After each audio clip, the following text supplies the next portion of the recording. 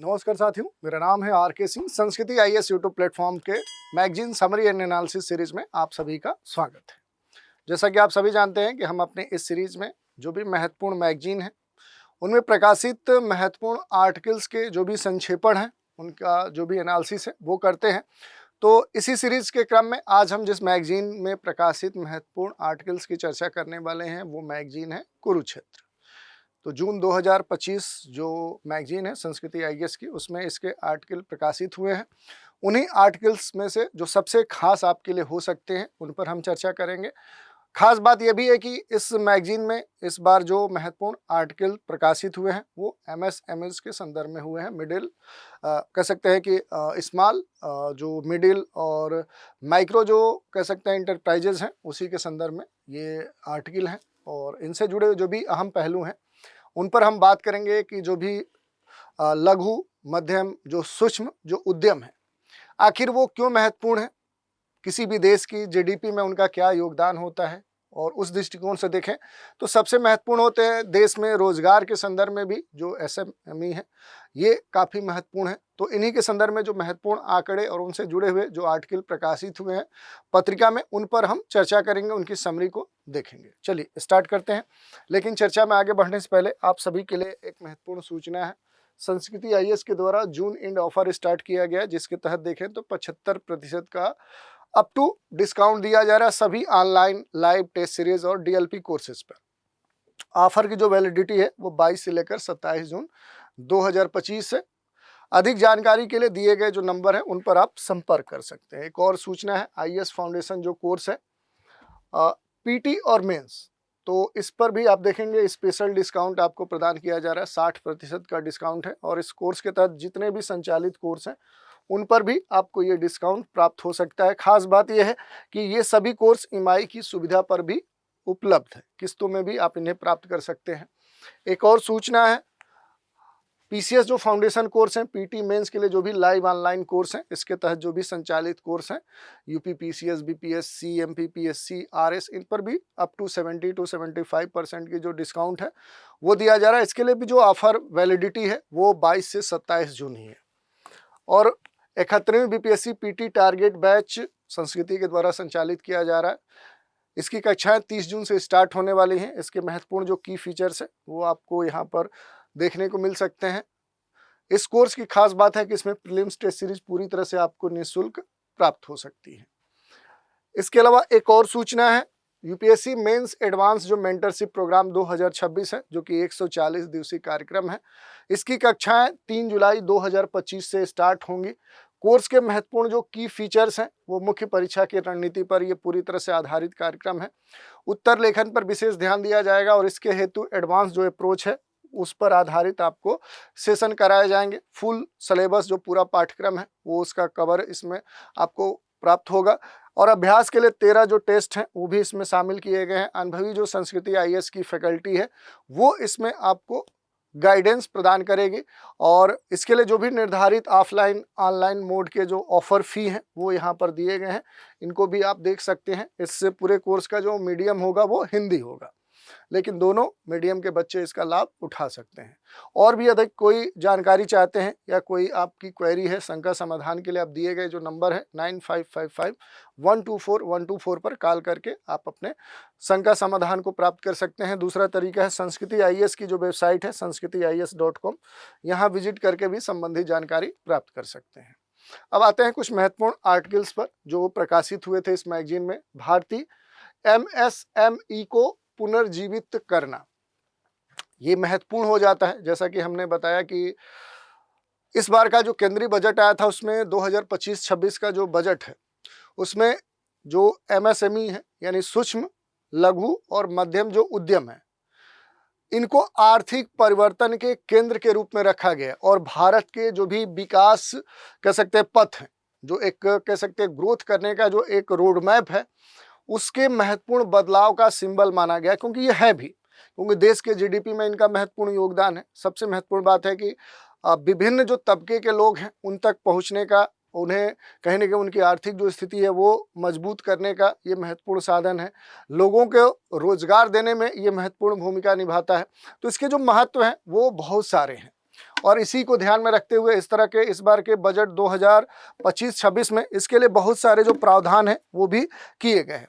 और इसके निवेश से कहीं ना कहीं देश में जो कारोबार है, जो एक कह सकते हैं ग्रोथ रोड मैप है, वो भी काफ़ी प्रभावित होता है। तो इसी को ध्यान में रखते हुए इस बार के बजट में खास इससे जुड़ी हुई जो महत्वपूर्ण पहलें हैं वो देखने को मिली है।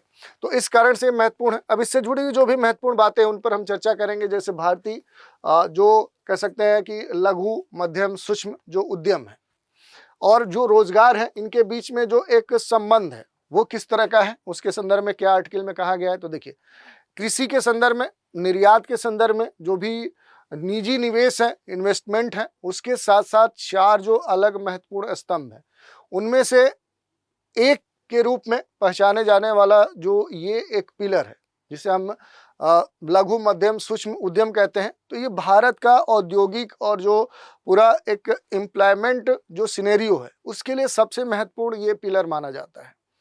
और पिछले वित्तीय वर्ष में देखें तो 2023-24 में 6.3 करोड़ से अधिक जो पंजीकृत उद्यम हैं उनमें 25 करोड़ से अधिक जो लोग हैं उनको यहाँ पर रोजगार मिला है।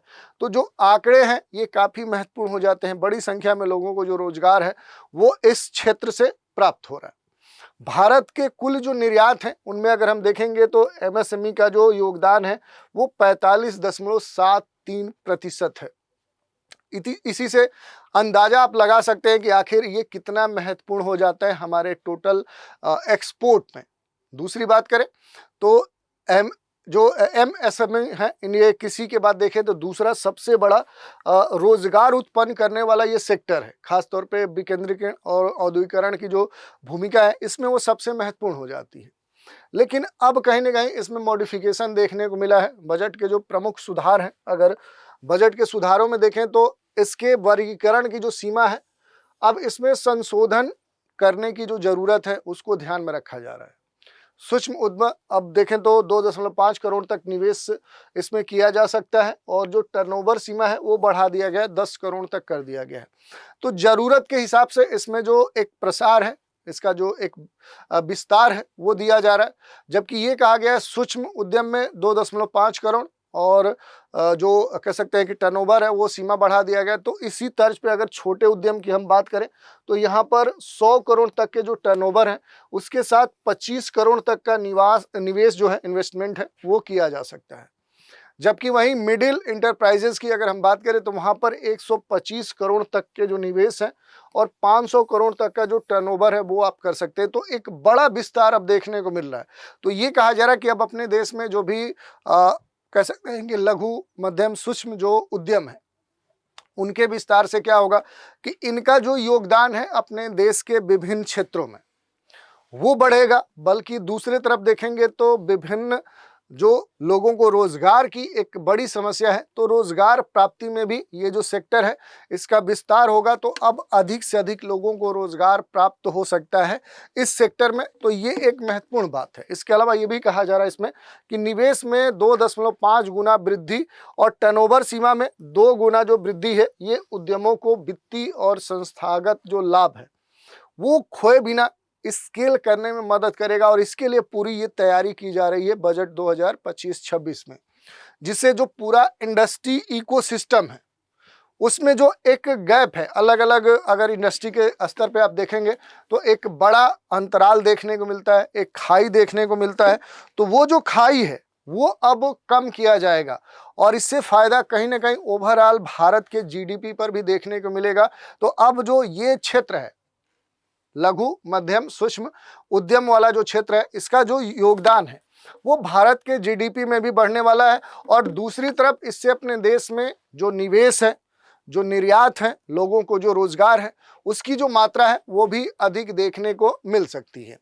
क्रेडिट एम्पावरमेंट की बात की जा रही है, क्रेडिट सशक्तिकरण की, वित्तीय पहुंच को मजबूत करने के लिए ये एक प्रयास किया जा रहा है। जो भी सूक्ष्म लघु उद्यम है उनके लिए क्रेडिट गारंटी जो फंड ट्रस्ट है उसके विस्तार के माध्यम से क्रेडिट पहुंच तक जो पर्याप्त है, जो पर्याप्तता है उसको बढ़ावा देने के लिए प्रयास किया जा रहा है। सूक्ष्म और लघु उद्यम के लिए जो भी क्रेडिट गारंटी कवर है उसको 5 करोड़ से बढ़ाकर 10 करोड़ कर दिया गया है, जिसमें देखें तो 5 वर्षों में 1.5 लाख जो करोड़ ऋण है वो प्राप्त होगा। तो ये कई सारे जो बड़े प्रयास हैं वो किए जा रहे हैं। थोड़ा सा फैक्चुअल ये डेटा है, लेकिन ये काफ़ी आपके काम आ सकते हैं।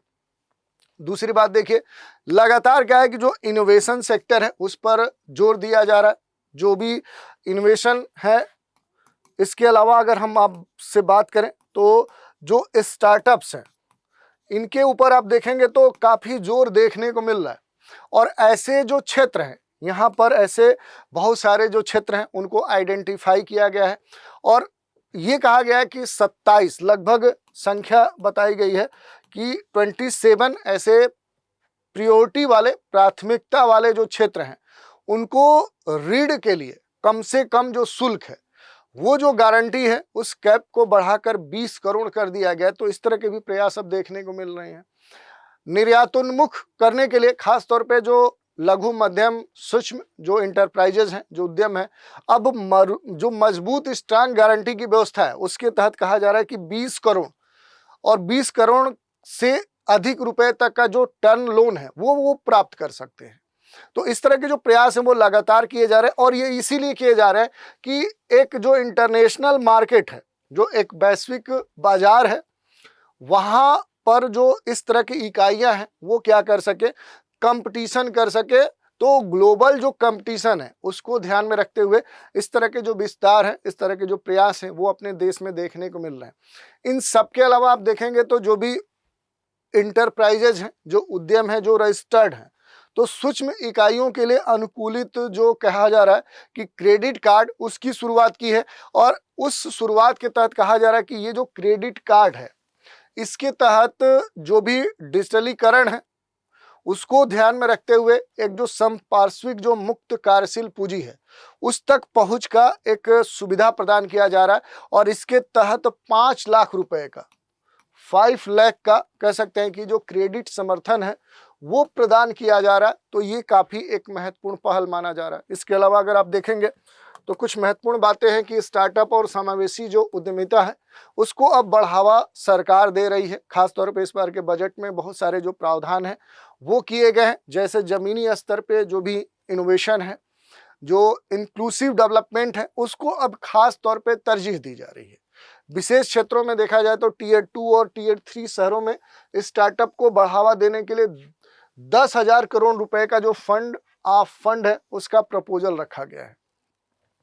अनुसूचित जाति, अनुसूचित जनजाति, जो महिलाएं हैं, ग्रामीण युवा हैं, वो 5 लाख पहली बार उद्यमियों के लिए एक समर्पित जो योजना है उसके तहत और अगले 5 वर्षों में 2 करोड़ रुपए तक के जो टर्म लोन है उसकी पेशकश की जा सकती है। इससे प्रारंभिक जो निवेश पूंजी है, ब्याज अनुदान, तकनीकी सलाह, संस्थागत जो संपर्क हैं, ये सारी जो अतिरिक्त सहायताएं हैं ये भी प्रदान किए जाने की बात की जा रही है, ताकि अगर कोई व्यक्ति उद्यम करना चाह रहा है, लोन ले रहा है, तो उससे संबंधित जो भी ज़रूरत की चीज़ें हैं जिससे क्या कर सके कि वो अपना उद्यम और आगे बढ़ा सके, उससे अपना लाभ प्राप्त कर सके और दूसरों को भी लाभान्वित कर सके। तो उससे संबंधित जितनी भी ज़रूरतें हैं, चाहे वो कैपिटल की बात करें कि इन्वेस्टमेंट इनिशियल लेवल पे उसे अगर ज़रूरत पड़ता है, अनुदान की ज़रूरत पड़ती है, ब्याज मुक्त एक तरह से अनुदान की ज़रूरत पड़े, तकनीक की अगर ज़रूरत पड़े, टेक्नोलॉजी की ज़रूरत पड़े, क्रियाविधि की जरूरत पड़े,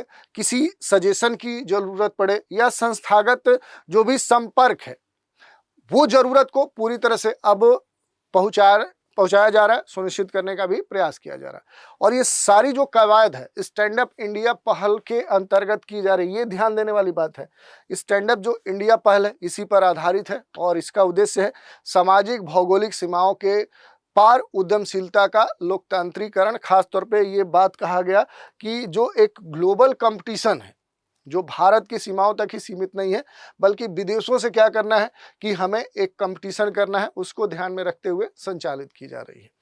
इसके अलावा अगर आप देखेंगे तो श्रम प्रधान क्षेत्रों को भी खास तौर पे टारगेट किया गया है। रोजगार और निर्यात को ध्यान रखते हुए रोजगार प्रधान जो भी इंडस्ट्री है, खास तौर पे देखेंगे तो जूते, चमड़ा, खिलौनों जैसे जो विभिन्न कह सकते हैं कि जो क्षेत्र हैं, इनको अब एक तरह से देखें तो जो परंपरागत ये क्षेत्र थे, इनको अब कहीं ना कहीं टेक्नोलॉजी और बड़े स्तर के निवेश के साथ आधुनिक बनाने का और वैश्विक जो मार्केट है वहाँ पर कंपटीशन बनाने के लिए कई सारे जो पहल हैं वो किए गए हैं। जूते और चमड़ा उद्योग के लिए फोकस जो उत्पाद योजना है, उस फोकस उत्पाद योजना में डिजाइन, नवाचार, घटक जो विभिन्न उसके पार्ट्स हैं उसके निर्माण, गैर चमड़ा क्षेत्र के विस्तार पर खास तौर पे जोर दिया गया है। और इससे क्या है कि 22 लाख जो नौकरियां हैं वो उत्पन्न होने के बात कही जा रही है। 4 लाख करोड़ रुपए का जो कारोबार है वो होने की उम्मीद की जा रही है। तो इस तरह के जो नए प्रयास है, उन प्रयासों के तहत ये कहा जा रहा है कि अब जो रोजगार है वो काफी बढ़ सकता है। तो इस तरह की बातें कही गई हैं।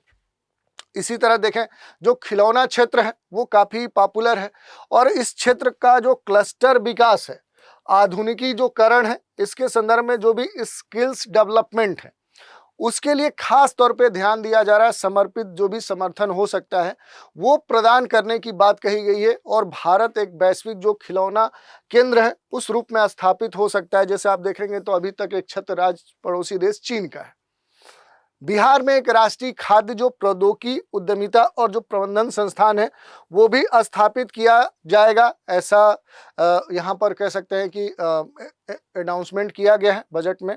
तो बिहार के संदर्भ में एक बड़ा जो पहल है वो किया जा रहा है, ये भी आपके लिए महत्वपूर्ण तथ्य है। और इसका उद्देश्य यही है कि भारत में खाद्य जो प्रसंस्करण जो उद्योग है, जो फूड प्रोसेसिंग क्षेत्र है, उसको क्या किया जाए, आधुनिक बनाया जाए और ग्लोबल मार्केट के अनुरूप बनाया जाए ताकि वो और आगे बढ़ सके। क्योंकि भारत में देखें तो इसकी संभावनाएं काफी प्रबल है। तो इसी कारण से फूड इंडस्ट्री जो है, प्रोसेसिंग इंडस्ट्री है, उसको और प्रमोट किया जा रहा है और बिहार क्षेत्र से इसे जोड़ा जा रहा है। विनिर्माण और स्वच्छ जो तकनीक है, अगर इसके भविष्य के दृष्टिकोण से अगर हम बात करते हैं तो नए जो लॉन्च किए गए कह सकते हैं राष्ट्रीय जो विनिर्माण मिशन है उसके तहत जो भी लघु मध्यम सूक्ष्म जो भी उद्यम है उसको व्यापक जो औद्योगिक मूल्य श्रृंखला है उससे इंटीग्रेट करने के लिए जो भी नीतिगत समर्थन है, जो क्षेत्र विशिष्ट रणनीतियां हैं वो प्रदान करनी होंगी। स्वच्छ जो प्रौद्योगिकी विनिर्माण है उस पर विशेष जोर भी दिया गया है, जिसमें देखें तो सौर पीवी सेल, ईवी बैटरी, पवन जो टरबाइन है, उच्च वोल्टेज जो ट्रांसमिशन है, ऐसे जो उपकरण है घरेलू उत्पादन के लिए खास तौर पे सपोर्ट दिया जा रहा है। ये सारे जो कहीं ना कहीं देखें कवायद है वो भारत के हरित विकास के लक्ष्यों को ध्यान में रखते हुए किया गया है और उनका उद्देश्य यही है कि लघु मध्यम सूक्ष्म जो भी उद्यम है इनको वैश्विक स्वच्छ ऊर्जा संक्रमण के प्रमुख प्लेयर्स के तौर पे क्या किया जाए, स्टेबल किया जाए, आयात जो निर्भरता है उसको कम किया जाए, निर्यात को बढ़ाया जाए, दीर्घकालिक जो औद्योगिक लचीलापन है उसको और बढ़ाया जाए। अपने देश के जो भी छोटे इस तरह के इन सेक्टर्स के तहत आने वाले जो उद्योग हैं उनका विस्तार किया जाए, उनको ग्लोबल मार्केट के स्तर पे कंपटीशन करने के लिए विकसित किया जाए। उसके लिए जो भी जरूरी प्रारंभिक निवेश हो, चाहे वो उसके लिए तकनीक की बात हो, किसी स्किल के स्तर पे सपोर्ट की बात हो, जो भी संस्थागत जो कम्युनिकेशन की बात हो, ये सारी जो बेसिक ज़रूरतें हैं उनको सुनिश्चित करने का प्रयास किया जा रहा है। और सतत जो राजकोषीय प्रतिबद्धता है उसको कहीं ना कहीं अब बजटीय जो सहायता है वो प्रदान की जा रही है। बजट में आप देखेंगे तो जो लघु मध्यम सूक्ष्म जो इंटरप्राइजेज है ये मंत्रालय को वित्त वर्ष 2025-26 के लिए आप देखेंगे तो यहाँ पर 23,168.15 करोड़ आवंटित किए गए हैं। तो एक बड़ा जो फंड है वो इस मंत्रालय को आवंटित किया गया है। तो ये जो पूरा उद्यम है, अगर हम बात करेंगे कि लघु मध्यम सूक्ष्म जो उद्यम है ये किस मंत्रालय के तहत काम करता है, तो इसके लिए इसी नाम से एक मंत्रालय भी निर्मित किया गया है। और 2025-26 यानी इस वित्तीय वर्ष के लिए देखेंगे तो 23,000 से भी 23,168.15 करोड़ आवंटित किया गया है फंड। जो वित्तीय वर्ष देखें 2024-25 में कितना था तो वो 22,137 था। तो इस बार का जो फंड है इस क्षेत्र के लिए बढ़ा दिया गया है। तो ये ध्यान देने वाली बात है। और पिछले वर्षों में देखें तो उतार चढ़ाव देखने को मिला है और इस बार संशोधित करते हुए एक ठीक ठाक जो फंड है वो इसके लिए एलोकेट किया गया है। महत्वपूर्ण रूप से इस क्षेत्र का जो सकल मूल्य वर्धित है, जीवीए ग्रॉस जो वैल्यू एडिशन होता है जिसके बारे में आप इकोनॉमी में पढ़ते होंगे, तो उसके लिए 2020-21 में सकल घरेलू जो उत्पाद होता है वो 27.3% से बढ़कर वर्ष अगर हम बात करें 22-23 में, तो ये 30.1% हो गया, जो बढ़ते हुए आर्थिक लचीलेपन और प्रभाव को कहीं न कहीं यहाँ परिलक्षित करता है। और इसी के संदर्भ में देखेंगे तो निर्यात जो आधारित विकास है, वैश्विक जो एकीकरण है, वो देखने को मिला है। तो इसके बारे में पूरा डिटेल से यहाँ पर दिया गया है कि भारत के निर्यात प्रदर्शन का एक जो प्रमुख शक्ति है, उस रूप में कहीं न कहीं ये सेक्टर अब उभरा है। तो इस कारण से देखें तो भारत के निर्यात के दृष्टिकोण से ये जो लघु मध्यम सूक्ष्म जो उद्यम सेक्टर है, ये काफ़ी महत्वपूर्ण हो जा रहा है। और इसी के संदर्भ में निर्यात से जुड़ी हुई जो आंकड़े हैं, वो यहाँ पर दिए गए हैं कि 2024-25 में 2020-21 से क्या है कि जो निर्यात है वो काफ़ी बढ़ चुका है। और इस क्षेत्र का निर्यात जो हिस्सा है वो भी क्या है कि जो पहले अगर देखेंगे 2022-23 में कितना था, तो 43% से कुछ अधिक था, जो अब 2024-25 में बढ़कर 45, अब देखेंगे तो 0.79 यानी 46% तक हो गया। तो इस तरह के जो विकास है वो जो देखने को मिल रहा है, तो ओवरऑल यही कहा जा सकता है कि भारत में ये जो लघु मध्यम सूक्ष्म जो उद्यम है, ये केवल आर्थिक विकास का एक पार्ट ही नहीं है, भागीदार ही नहीं है, वो तो है ही, बल्कि क्या है कि अपने देश में जो समावेशी टिकाऊ वैश्विक रूप से देखें तो जो एकीकृत विकास है, उसका सबसे महत्वपूर्ण कैटालिस्ट कहा जा सकता है, उत्प्रेरक कहा जा सकता है। उसकी कहीं ना कहीं इसी पर आधार के तौर पे इसे देखा जा सकता है। इस वर्ष का जो बजट है 2025-26 का, तो बजट के विभिन्न क्षेत्रों में देखें तो जो भी भौगोलिक क्षेत्र है, विभिन्न भारत के क्षेत्रों में देखें तो ये जो सेक्टर है, इसके लिए बड़े पैमाने पर जो प्रतिस्पर्धा है, जो पहुंच है, वो बनाने के लिए एक पूरा रोड मैप तैयार किया गया है। और जैसे जैसे भारत अपने $5 ट्रिलियन की जो अर्थव्यवस्था है, उसके लक्ष्य की ओर बढ़ रहा है, तो ये कहा जा रहा है कि इस क्षेत्र का, यानी कि जो लघु मध्यम जो माइक्रो कह सकते हैं कि जो सूक्ष्म जो उद्यम सेक्टर है, ये क्या करेगा कि भारत में रोजगार सृजन करने में, नवाचार को बढ़ाने में, औद्योगिक जो विकेंद्रीकरण है उसका कहीं ना कहीं अब ये सेंटर बन जाएगा, केंद्र बिंदु बना होगा, ये हब होगा।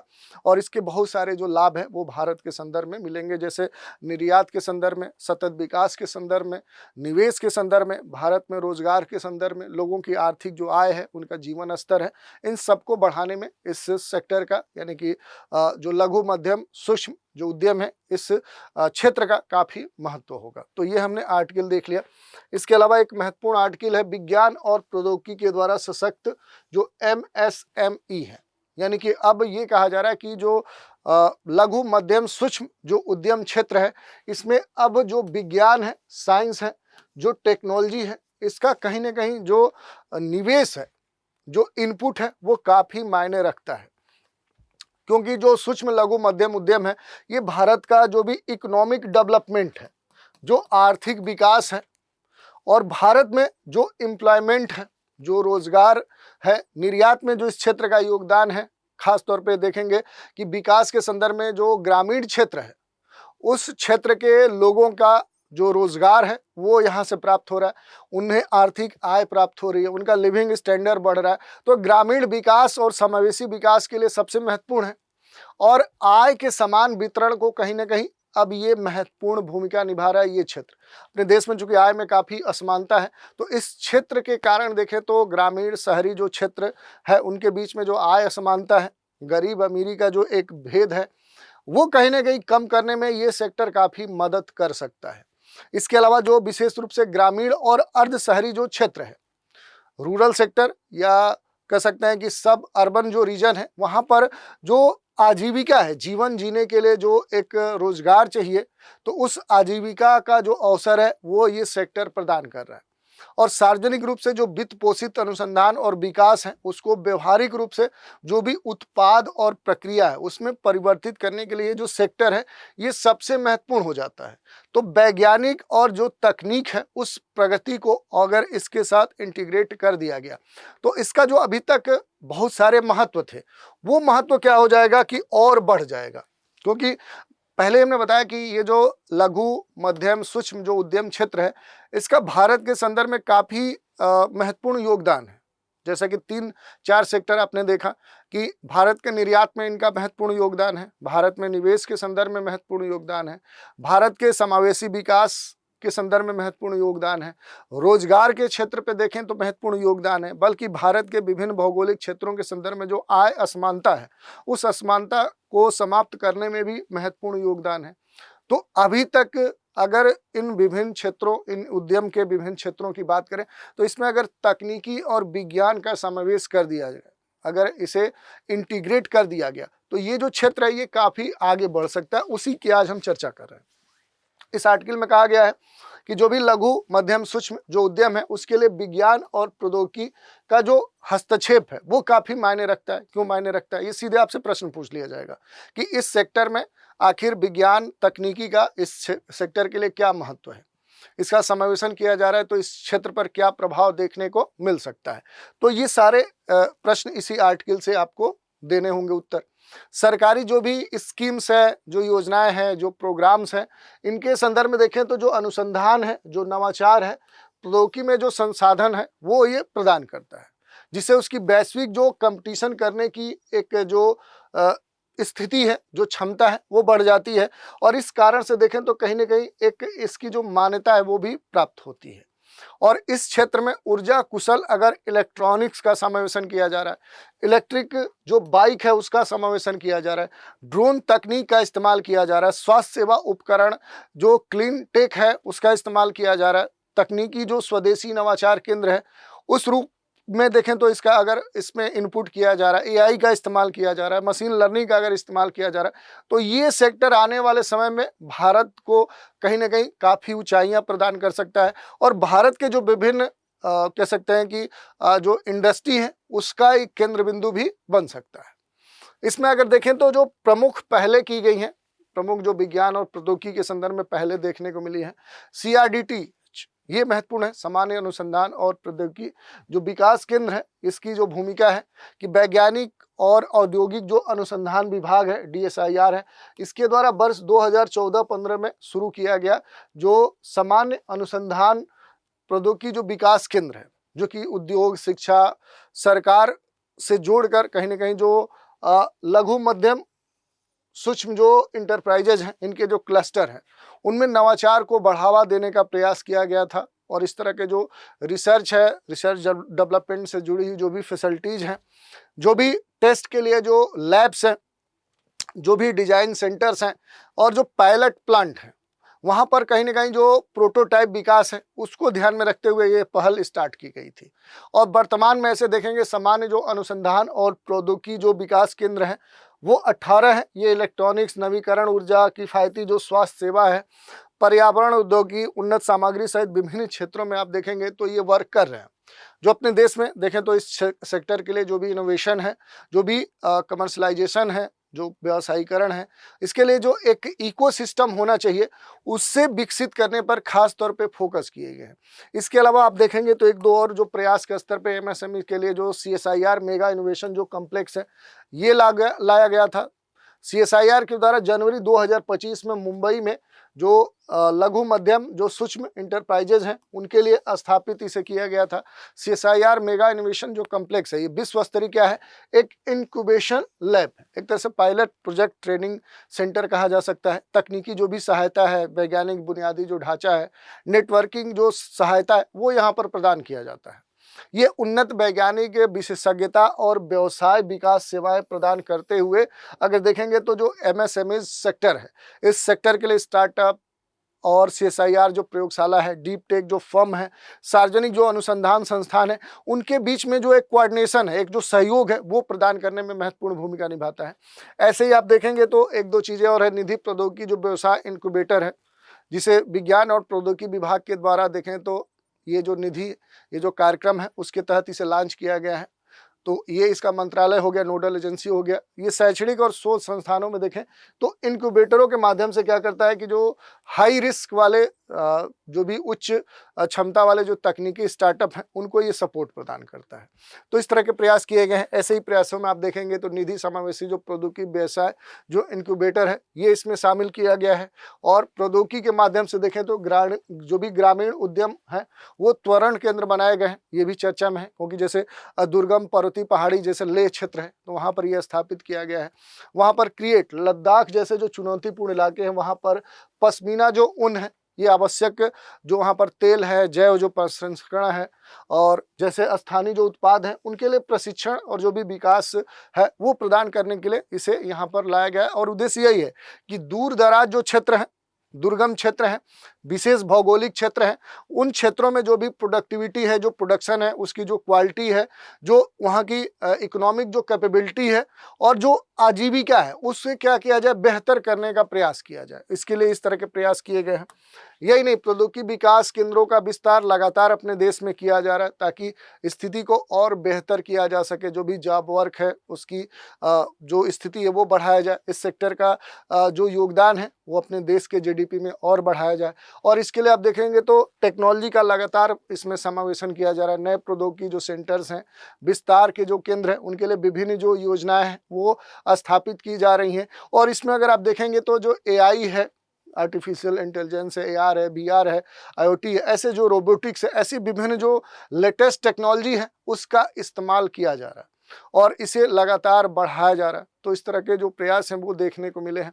तो ओवरऑल हम कह सकते हैं कि विज्ञान और प्रौद्योगिकी का जो भी इसमें इन्वेस्टमेंट है, खासतौर पर लघु मध्यम सूक्ष्म उद्यम जो सेक्टर है, ये जो महत्वपूर्ण एक पिलर है, तो इस क्षेत्र में कहीं ना कहीं विज्ञान प्रौद्योगिकी के समावेशन से क्या हो सकता है कि जो एक कंपटीशन है, जो एक प्रतिस्पर्धा है, एक जो नवाचार है, वैश्विक जो मान्यता है, वो प्रदान किया जा सकता है इस सेक्टर को। और ऐसा एक पारिस्थितिकी तंत्र, एक ऐसा इकोसिस्टम, एक ऐसा माहौल, एक ऐसा इन्वायरमेंट डेवलप किया जा सकता है जो इस सेक्टर में नवाचार, रोजगार, ग्रामीण जो क्षेत्र हैं, जो सेमी या कह सकते हैं अर्ध जो शहरी क्षेत्र हैं, वहाँ के संदर्भ में जो एक समावेशी विकास की परिकल्पना है वो प्राप्त की जा सकती है। और इसके तहत देखें तो रिजल्ट यही होगा कि जो ये लघु मध्यम जो सूक्ष्म जो क्षेत्र है, ये बुनियादी आर्थिक जो यूनिट्स हैं, जो इकाइयां हैं, उनके संदर्भ में देखें तो जो भी नवाचार सेंटर्स हैं, भारत की जो अर्थव्यवस्था है उसमें जो एक सतत विकास का जो प्रमुख कह सकते हैं कि एक पिलर है, उस रूप में स्थापित किया जा सकता है, विकसित किया जा सकता है। तो अब आने वाले समय में देखने वाली बात है कि इस तरह के जो भी टेक्नोलॉजी और कह सकते हैं कि विज्ञान का समावेश इस लघु मध्यम सूक्ष्म उद्यम वाले सेक्टर में किया जा रहा है, तो इसके जो परिणाम हैं वो कब तक किस स्तर पे देखने को मिलते हैं, ये सबसे महत्वपूर्ण बात है। और इसका जो लाभ है, खासतौर पर अपने देश में जो भी निर्यात है, निवेश है, जो लोगों को रोजगार देने की बात है, जो विभिन्न क्षेत्रों में एक जो आय गैप है उसको पाटने में महत्वपूर्ण भूमिका निभाएगा, तो ये सारी बातें सबसे महत्वपूर्ण हो जाती हैं। तो आज ये दो महत्वपूर्ण आर्टिकल थे जो कुरुक्षेत्र में प्रकाशित हुए थे, जिनके जो भी महत्वपूर्ण जो समरी थी उस पर हमने बात किया, इसका जो भी एनालिसिस है उसको हमने देखा। तो आज के एपिसोड में इतना ही। आज का एपिसोड कैसा लगा, अपनी प्रतिक्रिया हमें कमेंट के माध्यम से दे सकते हैं। और अगले एपिसोड में एक दूसरे मैगजीन में प्रकाशित जो महत्वपूर्ण आर्टिकल हैं उन पर हम चर्चा करेंगे। तो आज इतना ही। आप सभी हमारे साथ बने रहें, इसके लिए धन्यवाद।